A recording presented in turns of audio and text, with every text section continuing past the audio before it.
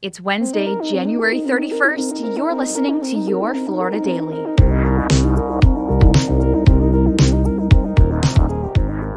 I'm Katrina Scales.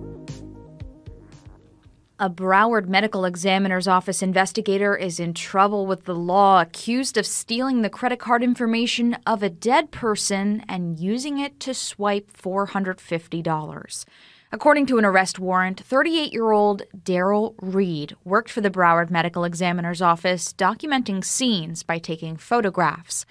The records show Reed was called to a home in Coral Springs last October where a man had been dead for more than 2 weeks. 3 days after the man's body was discovered, his daughter reported some suspicious activity happening on her father's account. According to the arrest report, 2 payments of $150 were made to a Cash App account belonging to Reed and another $150 payment to his girlfriend.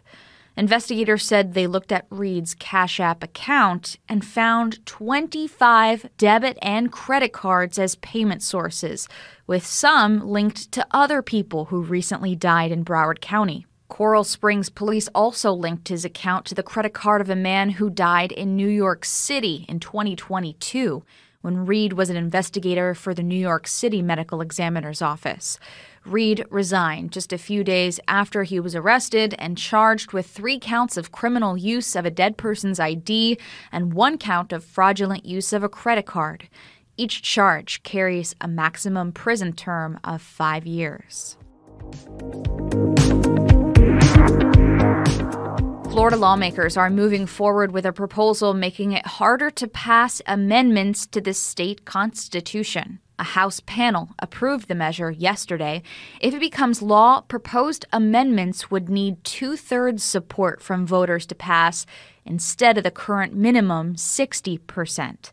Supporters of the change argue it's too easy to change the Constitution, but critics say the measure is a way of stifling the voice of the people. I can't think of a better way to protect our Constitution than to raise the bar. It's the content of some of these amendments that certain members of this body don't like, and that's why we're making it more difficult. The legislature does not have the final say on this. The issue will be on the November ballot if approved in Tallahassee and would need 60% support to take effect.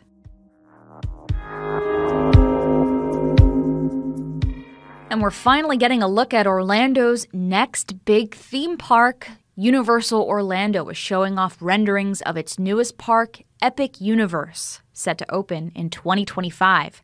The park will include brand new hotels, all sorts of thrill rides and themed worlds such as How to Train Your Dragon, Isle of Berk, and Super Nintendo World.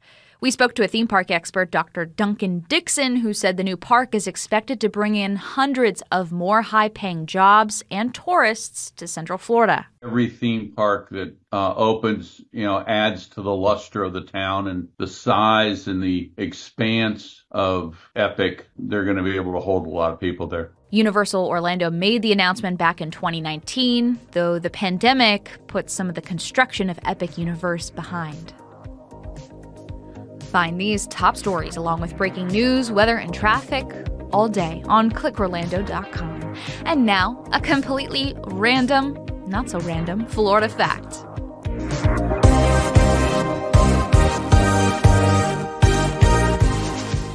Today marks 66 years since the first satellite was successfully launched by the United States after lifting off from Cape Canaveral.